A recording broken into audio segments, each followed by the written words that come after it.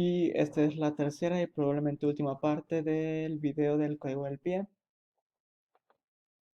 Estamos en la rutina de teclado después de que detectamos una interrupción RB, comprobamos que efectivamente fue una interrupción y no hubo rebote. Y entonces nos íbamos a nuestra rutina de teclado. La rutina de teclado íbamos a checar cuál de todas las teclas se oprimió de nuestro teclado matricial de 4x4. Por eso vamos a ir revisando las filas una por una, de la 0 a la, bueno, 0 a la 4, que realmente son 3. Eh, entonces, en el caso uno vamos a decir, bueno, pues entonces, como es la fila uno, voy a colocar en cero mi pin b cero y todo lo demás los coloco en altos. Entonces, el único que podría leer sería este. Ahora, ya hice eso. Y después de haberlo hecho, voy a checar si el pin B4 se activa. Si se activa, es que la tecla estaba en la columna cero. Columna cero, fila cero. Si no, checo si fue en el B5, si es así, fue en la columna 1. Si no, checo si fue en el B6, si es así, es en la columna 2. Y si no, checo en el B7, si sí es en la columna 3, fila 1. Si no es ninguno de estos, significa que no era la de la columna, no era la de la fila 1.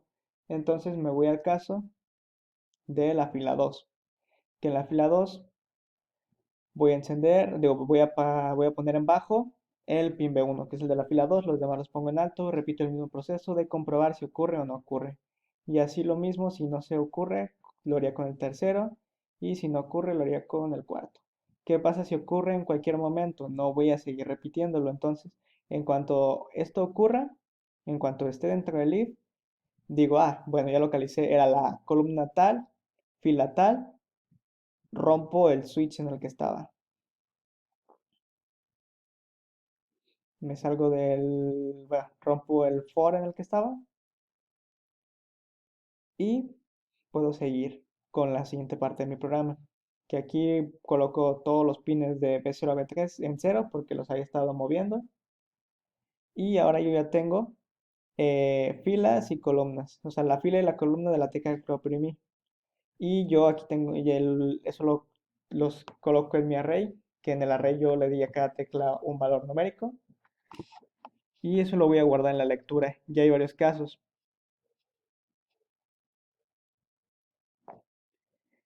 Por ejemplo, el del timer 0 que ya mencioné, si lectura era igual a 10, entonces cambiábamos al formato o sea, pasábamos al cambio de hora para ajustar la hora.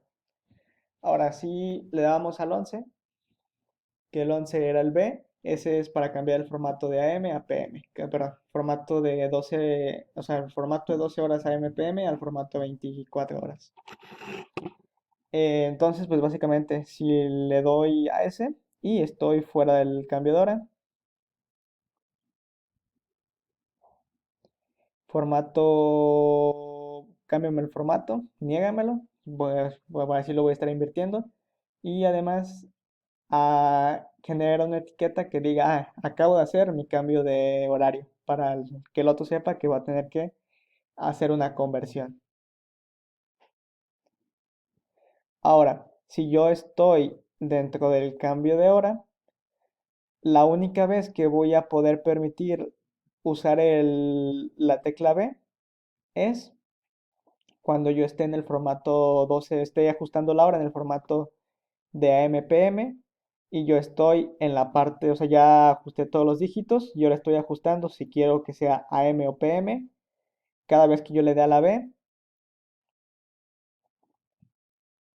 va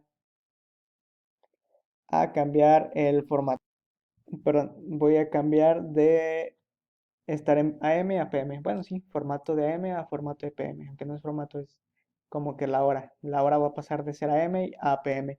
¿Y cómo? Si solamente le estoy poniendo AP igual a 1 y no lo estoy cambiando, eso es porque lo estoy cambiando en el main. Si nos regresamos aquí a el while en el que nos quedamos cuando estamos en el cambio de hora, aquí está. Cuando cambio de hora es igual a 1, este es el desplazamiento con Bueno, ese justo lo voy a explicar ahora, siguiendo de esto, pero aquí está. Si AP es igual a 1 y el desplazamiento es igual a 6, es decir, que ya acabé con los 6 dígitos y ahora estoy cambiando AM o PM, el AP lo cambio a 0, por lo tanto la siguiente vez que yo lo prima va a volver a ser 1. Esto es para que solamente ocurra un cambio por cada vez que yo presiono y aquí es donde hago yo el cambio. Mi PM a M se va a invertir, entonces paso de PM a M y lo imprimo. Entonces así es como yo estoy cambiando de AM a PM.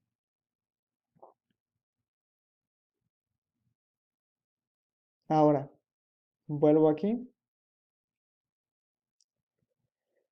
Si mi cambio de hora es igual a 1 y la lectura es menor o igual a 9, entonces son números válidos. O sea, de esos los puedo imprimir en el display. Si es mayor a 9, significa que son la A, la B, la C, la D. Y esos son mis funciones, pero no son datos que voy a imprimir en el timer. Entonces ahora sí, switch D3. El D3, ¿qué es? El D3 es la posición en la que yo voy a estar. El timer pues tiene las decenas de las horas, las unidades de las horas, decenas de minutos, unidades de minutos, decenas de segundos y unidades de segundo. Entonces, al principio voy a empezar en las decenas de hora, luego unidades de hora y así sucesivamente. Entonces, en las decenas de hora depende del formato en el que yo esté. Si estoy en el formato de 24 horas, el máximo valor que puedo aceptarte es 2, puede ser un 0, un 1 o un 2, pero no hay 30 y tantas horas. Y si estoy en el formato de PM/AM, solo te puedo aceptar un 1, porque hay un máximo de 12 horas, es decir, un 1 en las decenas. Si esto se cumple, entonces la lectura, el valor que yo leí, lo puedo pasar al tiempo. Y activo la etiqueta de escritura para después en mi código principal, en el main, inicializar la escritura. Ahora, en el caso de las unidades de la hora, va a depender de varias cosas. Si estoy en el formato de 24 horas y las decenas son menores a 2, entonces yo puedo poner lo que yo quiera. O sea, puedo poner de 0 a 9. Y si estoy en el formato de 12 horas y mis decenas de horas son menores a 1, también puedo poner lo que yo quiera. Ahora, ¿qué pasa si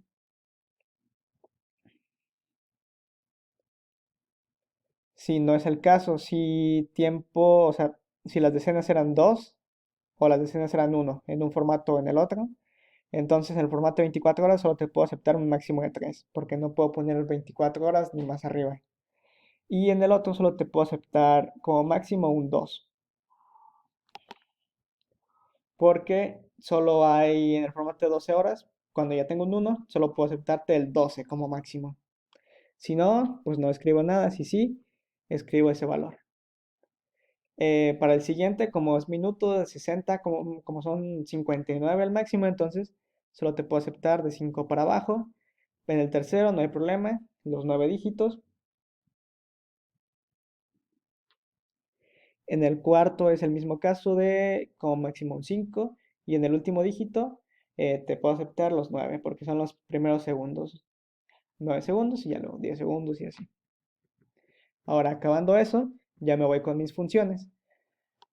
Está la función 15, que es la del numeral. Si el numeral lo tengo para dos funciones. Primero, cuando está activado el cambio de hora. Si le di al numeral y tengo activado el cambio de hora, eso significa que me voy a estar desplazando hacia la derecha. O sea que yo ya asigné un dígito, estoy seguro que ese es el valor que yo le quiero dar. Para pasar al siguiente dígito le doy al numeral y me paso a modificar el siguiente. Y para eso yo voy, cada vez que eso ocurra, voy a incrementar el D3 en 1, que como dijimos en el código principal, ese es el que de los desplazamientos.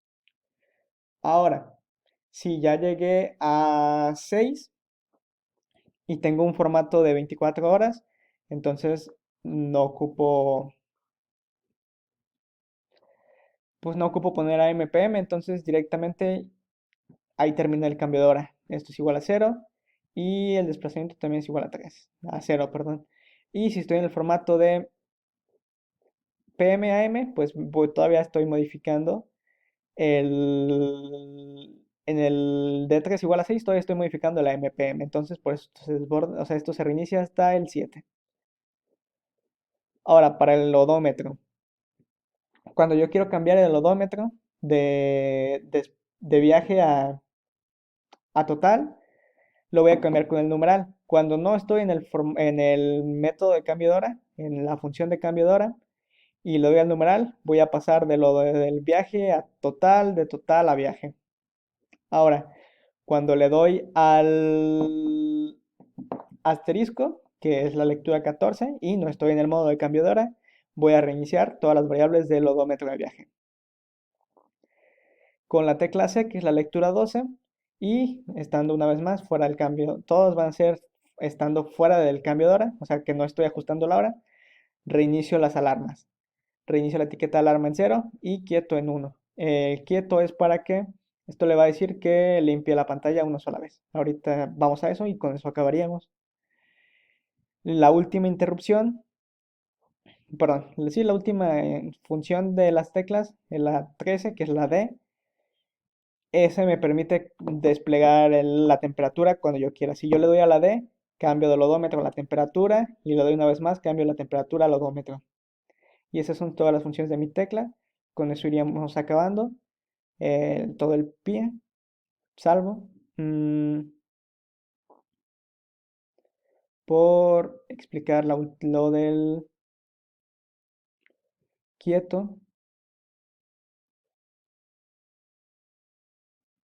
Aquí estaba. ¿Qué pasa? Que, por ejemplo, yo cuando hago una transición de temperatura y regreso al odómetro, eh, se me empalmaban los datos. O sea, lo que había impreso no se borraba, entonces se empalmaban.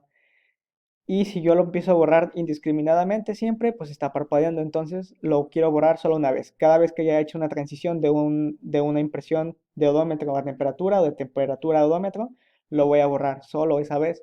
Entonces cuando yo hago la transición, activo la etiqueta quieto. Después de entrar al if, la desactivo porque ya no la ocupo. E imprimo un enorme espacio en blanco para limpiar toda la línea del odómetro. Y ahora sí, eso sería todo.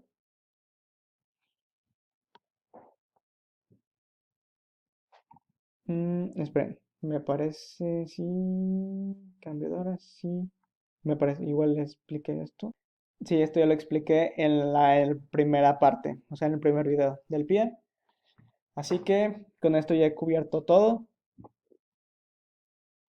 y muchas gracias por su atención.